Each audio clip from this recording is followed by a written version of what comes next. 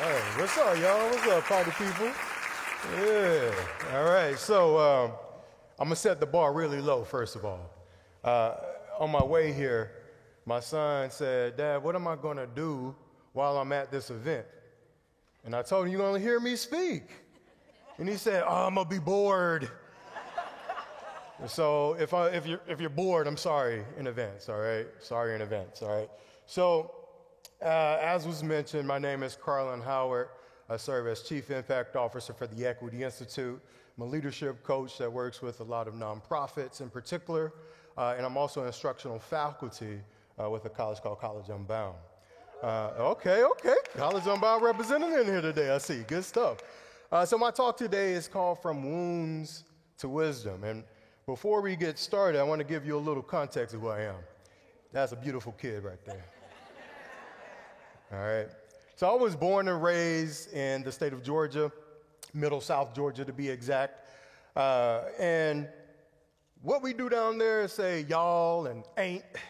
We say yes, ma'am, and no, sir. Actually, when I moved up here, I used to say things like back-a-flip, and people were like, what is a back-a-flip? I said, oh, backflip, my bad. We say back-a-flip, right? We drink a lot of sweet tea. We eat a lot of grits. When I came up here, I looked for grits. They told me it was polenta. I was like, what is polenta? It's like a second cousin to grits, I guess. But down south, we say grits, G-R-I-T-S, girls raised in the South, because mama makes the best grits, right? And so my parents were born in the segregated South. They witnessed the brutal terrorization of black Americans, but they also witnessed these significant social movements. They were able to see what could happen when people come together and say, we demand respect. We demand dignity. And so because of that, when I came along, this little knucklehead right here, my mom would always make me look into a mirror every single day and say, Carlin, repeat after me. I am somebody. So I had to look in the mirror, half sleep. I am somebody every day. And then randomly, she'll just tap me on the shoulder and say, who's the most important person you know? And I'll say, she said, who's the most important person you know? She said, you better say I am. And so I would say, I am. And so she did that literally every day of my life growing up. And she just intuitively knew at some part of her being that our thoughts and emotions shape our reality. And it really shaped me to be the person that I am today. Now, a couple years ago, my father passed away. Now, raise your hand if you've lost a parent before. Anybody lost a parent? Yeah. So you know the difficulties, the struggles that are associated when you lose someone, no matter what your relationship with them is, that you thought was invincible.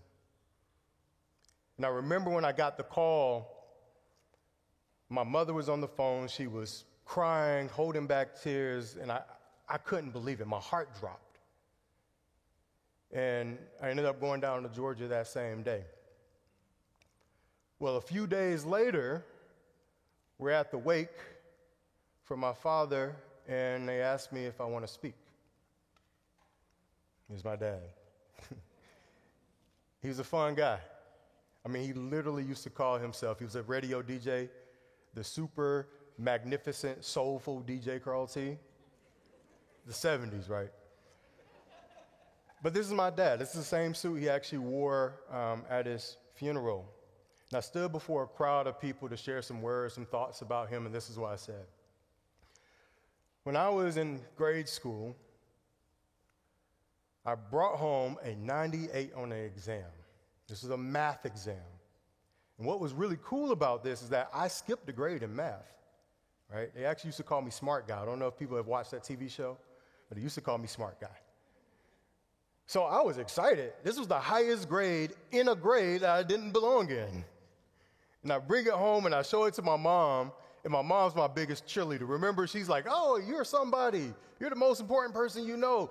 Good job. She's like acknowledging me, hype, you know what I mean? Take it to my dad. My dad walks in, he looks at the paper, looks at me, looks at the paper, looks at me, he said, why didn't you get 100? I said, what? This is the highest grade in the class, Dad. Well, should have got 100. handed me the paper and walked away. Now, in that moment as a young kid, I felt devastated. I was like, what? I thought I put in all this work. I thought I was working hard and doing the right things, and I still didn't live up to what I was supposed to live up to. And in that moment, I felt wounded, to be quite honest.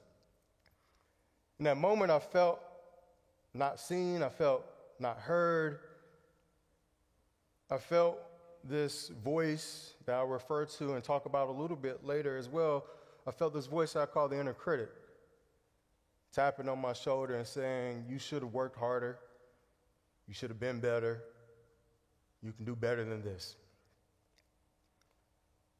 And so here today, what I want to share with you all is wounds like that. The wounds that we carry can actually be the source of our greatest wisdom. And for me, that moment, like many moments in my life, looking back on them, I'm actually really thankful for them. Now, remember I talked about this inner critic, that voice that shows up, it's a metaphor, if you will, for these messages, these ideals that fill your head, that challenge you, that say you're not good enough, that you're not worthy enough, maybe you don't deserve respect. I want to juxtapose that or differentiate that, though, with the voice of reality. Now, in that moment when my father was talking to me, you have to remember, my father grew up in the segregated South. People who looked like him didn't have the opportunities that I now had years later. People who looked like him couldn't go in certain places, in certain spaces. When I was a kid, my mom used to tell me a story about my grandfather, how when he would go to the courthouse, he couldn't walk on the lawn. And if he did step on the lawn, people would tell him, get off that lawn, boy. It's a grown man. And so for my father, he had this voice of reality. This voice that says, this world ain't made for us. You got to work harder. You got to be smarter. You got to play better. Now, that voice of reality, I understand looking back, that's what my father was driven by. That's what he was trying to get his kids to see. But for me, it started showing up as an inner critic because I was like, I got all these opportunities. I feel like I'm doing things right, but still I'm not doing things right. And it created this inner struggle or this inner battle for me. Now, the beautiful thing is that when it comes to that inner critic, that results from those wounds that we carry, that we develop, we can shift the way we see those things. And it all depends on perspective. And so if you look at this image right here, take a good look at it. Now raise your hand if you think this is a bunny rabbit. Anybody think it's a bunny rabbit? Okay. Raise your hand if you think it's a duck. Raise both hands if you think it's a duck-a-rabbit. All right. So everybody's right. So this image is an illusion. And depending on how you look at it, it's a duck. Depending on how you look at it, it's a rabbit. So maybe you see two ears at the top of the head with the eyes. It's a bunny. Maybe you see a duck beak with eyes, and it's a duck. But it all depends on your perspective. And so when it comes to the wounds that we carry, the things that we've been carrying all our lives that have felt heavy, that have felt burdensome, if we shift the way we look at those things, we can see them in a different light, and we can learn from them. And so there's a process that I've developed over the years from working with my own leadership coaches, from going through formal training as a coach, to working as a fifth grade teacher in the community, to also being an instructional faculty member at a college. I've seen these patterns show up in people's lives, whether they're an adult who's 40 years old trying to go back to school to get their bachelor's degree, whether they're somebody who's worked in schools for many years and now wants to become a teacher, whether they're a little kid who's like, what can I do in order to do good in life? This is the process that I've seen play out for them in order to learn more about themselves than they ever really knew. So awareness, exploration, possibility, integration. It's a cycle, okay? You never stop doing this work. At least that's what I'm told. And so to give you an insight into how this worked in my own life, A few years ago, when we were all locked down because of COVID, I'm sure many of you all remember those times. It feels like forever ago. But I remember being at the house one day, and my son had pooped on himself, right?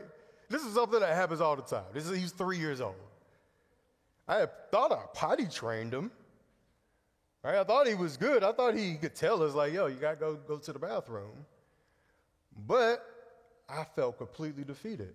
I felt like a failure as a father. I felt like I didn't know what I was doing. I felt like, who am I to be trying to support this little kid? And I remember after that moment, like, just being devastated. I'm sure many of us during that period of time, because of the lockdowns, we were questioning who we were and who we wanted to be. I was doing the same. A friend reached out and said, hey, you should talk to a coach. I was like, I don't know what a coach is. I'm from Georgia, remember? So we only know coaches that show up on Friday Night Lights, right? And so he connected me with a coach, and he worked with me. He helped me develop this awareness that the reason why you were showing up the way you were showing up in that moment is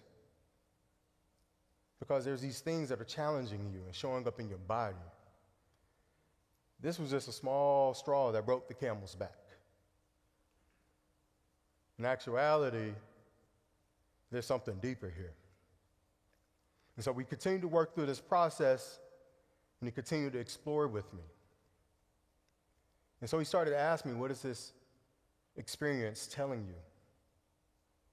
And I started to answer that question, and I started to reflect on, I've been a high achiever my whole life. Remember I talked about my dad? Well, that wasn't the only incident. There's many incidents that told me that I needed to be the best, that I needed to excel at everything. I literally got the word excellence tattooed on my arm because I thought that's the way I needed to be. And as we continued to work, then we started to explore possibilities. He said, now that you know these things about yourself, what are the small steps you can take in order to move forward? So I started to name some of the things, the possibilities that I wanted to start to venture out on, how I wanted to shift my relationship to life, how I wanted to shift my relationship to how I show up for people, how I wanted to shift my relationship to work. Because all this time I realized I was constantly running a race that I didn't even know where the end was. Maybe some of you all feel like that as well. I have felt like that. And as we continue to work, then we talked about integration. How do I take what I've learned, that wisdom? How do I take that and integrate it into my everyday life? And so that's where the work began. Asking myself, who am I becoming? Who do I want to show up as every single day? That was the integration process. And I just kept doing that.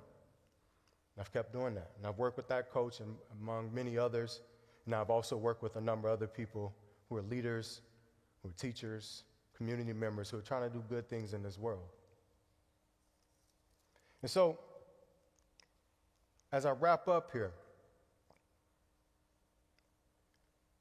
remember that we're all wounded. We all have a choice on how we want to relate to that woundedness. Cornel West said, the truth is that we are all wounded. The only question is whether we use our wounds to hurt others or whether we use them to become healers. Now, I started a story about my son. As you see, my son is a running theme. I feel like he's my greatest teacher. I'm going to end this talk with a story about my son. We're consistently late going to school. My wife and I were teachers, and you would be surprised that probably teachers are everyday late people when dropping their kids off. It's horrible. And one day he decided, hey, I'm going to go get myself ready for school all by myself. He was like, I don't want to be late anymore. He made that decision all by himself. And he got ready before I did. And he came up to me. He said, I'm ready. Now it's up to you. So I'll leave you with that. Wounds to wisdom, it's up to you. Thank you.